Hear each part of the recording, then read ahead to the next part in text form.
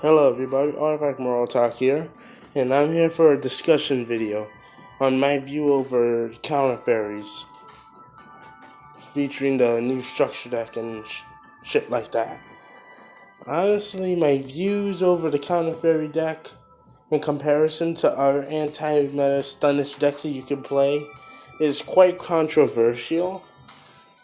So I'm going to be listening to the benefits and the flaws of Counter Fairies, aka the pros and cons, of the deck in this video. Pro number one: when you're running counter traps, you'll always be able to guarantee your opponent won't be able to respond to a counter trap that you use unless they have a counter trap. Also, it will guarantee you'll have the ultimate advantage against your opponent if they're trying to use the Solemn Brigade on you, because they'll ultimately realize that their entire Solemn Brigade engine is really not worth that much. And on top of that, with the new structure deck, you have Minerva, which allows you to recycle your counter traps again and again and again and again and again. And so you can very easily play Curse Seal, the Forbidden Spell, in the deck. Since you have Guardian Ariande, you have no cost to pay for it. And just keep preventing spells from being able to be allowed to be used for the rest of the game. Or the duel, in other words. Another pro of this is that you can make the deck pretty consistent. I mean, 3 Duality, 3 Demise, 2 Desires, maybe an Upstart Goblin in there just for that 40-card deck luck. And it could work pretty well. I mean, all you have to do is keep Sanctuary in the Sky on the field with Guardian Ariande, right? Wrong. That's exactly where the cons start coming in. The problem with this deck is the fact that you need a very specific field setup for the majority of the structure decks counter trap, quote-unquote, support to even work. And this is why some people are literally cutting the Parshath structure deck monster from the main deck, and they just run the Rebirth of Parshath with the extra deck one, with 3 copies of the extra deck one, because it's simply that much better. Because, you're better off summoning something from the extra deck than the main deck, because, sure, ideally it's a good idea. Ideally you've seen many people try out the 1 copy of Sacred Aeronite Parshath without it in the main deck without it bricking, but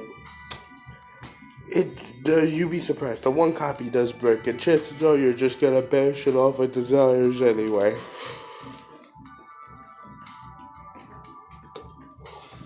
So that's why you see some people cutting it from the main deck entirely, and just running the one in the extra deck with the counter trap card Rebirth of Parshath. However, one of the best cards in the entire structure deck, yet sadly one of the most sad aspects of it, is the new continuous spell card, the Sanctum of Parshath. This card simply is Sanctuary in the Sky, but makes the original look like a joke. However, the only way you can search this card out is if you use the Bricky Garnet-like main deck monster, Sacred Aeronite Parshath. Which is a problem, because this thing can't be searched out, so you're forced to draw it off with Demise or Desires, or Duality, whatever you use to search it out. Draw it out. The other Sanctuary in the Sky is searchable. So you may, with Terraforming or the Herald of Heaven. So you may have some variants where you're trying it with that. Generally, you're going to have to run 2 of the original Sanctuary in the Sky and 3 of the Sanctum of Parshath. These are all cons of my personal opinion, because it's when you get down the technical cards that you need for your deck to even competitively function, it's ugh. But the problem is that you need specific aspects on the field at the right time, and that concept of the deck is so annoying to me.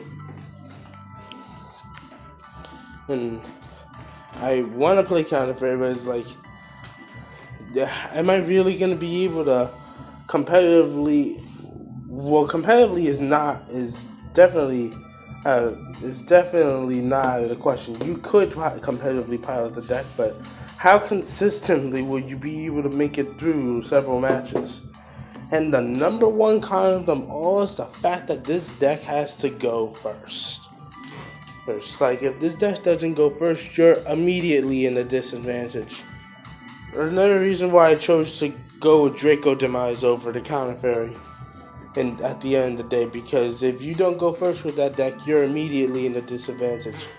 Which is why, outside of any spell fragrance, every time you side deck, you need to be siding for going second. And you should be main decking some form of battle traps, as well in the form of mirror forces, or playing some form of honest in your main deck. In my personal opinion, I feel it's just way too much for me to sort out the specific need of certain cards at specific times. Oh, keep in mind, and you need Galleon Ariande in your Pendulum Scale. So you need the Sanctum of Parshat and Galleon Ariande for half of this shit to even work properly, the way it should. And with those two cards in your back row zones, you're only going to have space for 3 counter traps. That means only 3 negates a turn. While that may be better towards the mid game or end game, in the early game, that's not really gonna fucking do anything. Now, is it? If your opponent's playing a solid deck, they should be able to bait out 3 negates. It's going second. And, like, for real. 3 negates, okay, you negate 3 cards, they still have 3 cards left in their hand. Pendulum Magician can make that work. Draco, depending on the situation, can very easily make that work. Trickstar can very easily make that work. Any Burning Abyss in some scenarios can make that work. ABC will have a little bit more difficulty doing that. But chances are, if they bait out enough negates, they're going to be going for Black Rose to just blow out your field, so they can just continue development for the Dragon Busters on their following turn. Yeah, I can see them just making Black Rose, nuking your whole board, and just giving up a whole turn and sacrificing a turn development to just ensure you cannot get any more development ever again. And sure, Minerva can get stronger with attack points. But, I mean, with all the boss monsters out here, is it really going to do anything? That's why the only fucking Counter Fairy deck profiles you see, or if Yu-Gi-Oh! Day locals.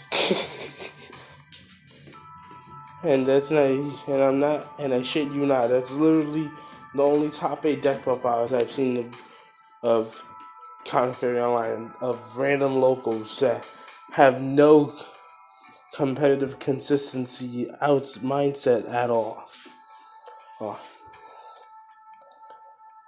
Keep in mind, you can also still, even though you can target the back row, you can still spin it back to the deck with Zaphion. So they'll always have to have a Solemn Strike waiting in the back row in case if you play Zaphion the Time Lord. And Zaphion won't even die off of the strike, so they won't even be able to OTK you should they be able to get an OTK on the board. And it's funny because that Counter Fairy deck can actually play random rank 4s like Castel. Well, Castel's not really used to not be a random rank 4, but ever since the Link format came out, that's just a random card you can play now. Castel basically became a Gaga Cowboy. You can play Gaga Cowboy too, and you probably should play at least one copy of Gaga Cowboy in your extra deck. Simply for the fact that the extra 800 burn may be vital for your deck to even play.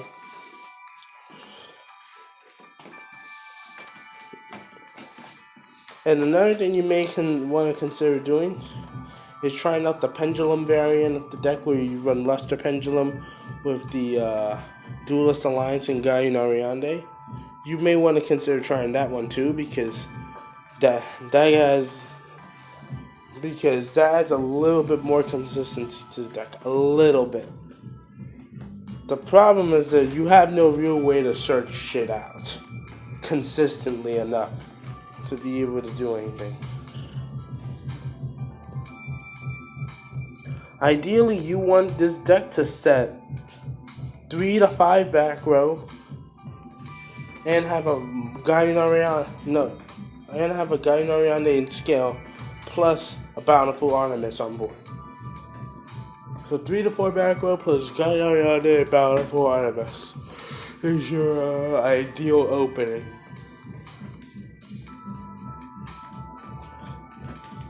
But sadly, we can't get that opening every time. That's why Tides are shit. Because it literally just conflicts with fucking Demise in every way, shape, or form. However, you still have to run Tides because you gotta be able to get access to Barrier Statue for your non-light or Draco matchups.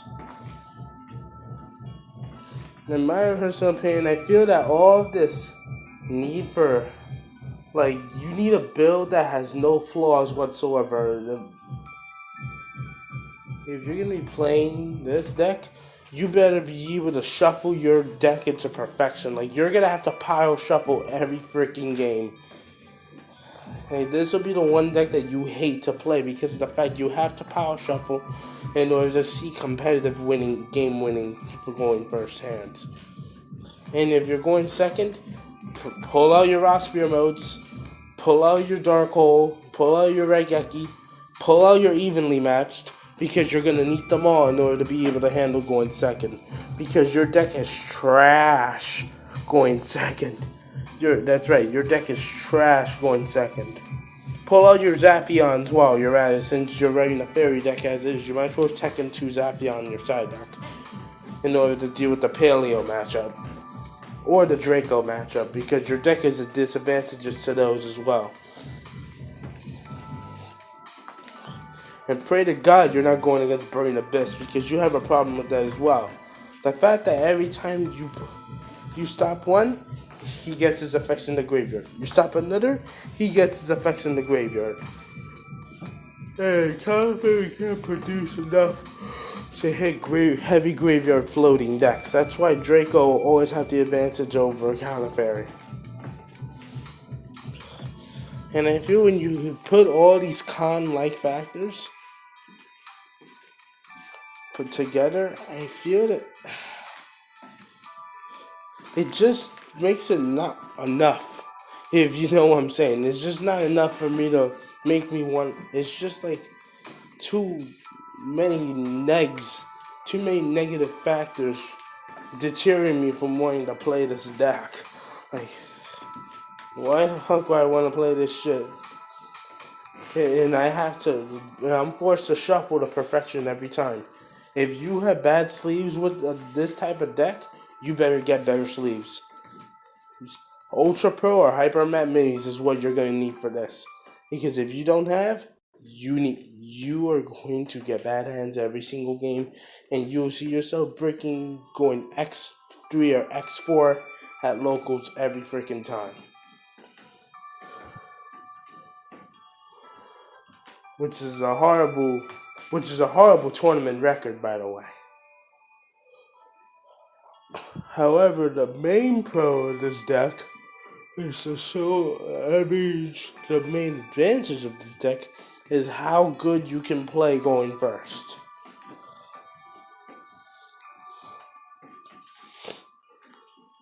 This deck can play so well going first when it doesn't brick. I'm not even joking. The boards that this deck can produce are amazing going first when the deck doesn't brick hands. But when you really look at it that way, it just makes Herald seem that much better, right? For real, Herald of Perfection just looks that much better of a deck. Basically, look at Herald of Perfection as Magnus Carlsen. Now I'm bringing chess references. In case you don't know, Magnus Carlsen is the world champion of chess, and he's been for the past 7 to 8 years, right? Counter Fairy is the Anish Giri of chess. The Anish Giri of Yu-Gi-Oh! Anish Giri is a professional chess player rated somewhere in the high 2700s, I think. He inherently, out of all the GMs in the world, has the best matchup against Magnus. For a stupid reason. Magnus usually, for some reason, blunders the positions the most against Energy Gear. Cough Cough, he didn't even qualify for the candidates. Again, stupid reasons. The reason that Harold has a hard time against Counter Fairy is to the sole fact that Counter Fairy, based upon the rules, again, a stupid reason, Harold cannot negate counter traps. So Harold is inherently forced to lose Counter Fairy by force. But is Harold better in the meta than Counter Fairy? Oh yeah, definitely. Simply for the sole fact that Harold has more consistency, Harold can afford to run the Gammas, so you'll be able to not have to put up with hand traps at the same time. And you see where the flow is starting to come in now? Like, you don't have to worry about seeing your freaking pre-prep get ash because you're running the Gammas. And once you put Harold on board, Ash and Droll are not going to do anything in the first place. Like, the fuck? Like, hand traps are bait? What? Now we'll get our Harold on board. Let's put into the fact that you have Barrier Statue and Christia and Harold of Perfection. And all of this can actually work in one build. I'm going to show you my deck profile more towards late March when the Gamma reprint comes out, because I'm not spending $30 on the playset of Gammas. I'm just not going to do it. I'm going to just wait for the reprint and I'll profile it with that. And I'll probably be running Heralds for a little while once that reprint comes out, because I've been wanting to play Herald for a little bit at locals. Next time that the next thing I'm profiling will either be Draco or Monarchs or something like that. The three main decks I'm play testing for this format are Draco Demise, Kaiju Monarchs, and Herald with the Gammas to counter hand traps. Those are the three main decks I have been testing for this format. I tried Counter Fairy. You saw that I brought the Counter Fairy structure decks. I'm not sure if I uploaded my opening of that or not, but you saw I attempted some of my unique, wacky builds of it. Yeah, I just don't find Counter Fairy viable enough for me to make use of it. You guys may be able to make use of it, but for my playstyle and my pickiness with decks, it won't suit me, but it will probably suit someone else that is watching this video right now. So this is Artifact Molotov signing out. Have a good evening. Peace.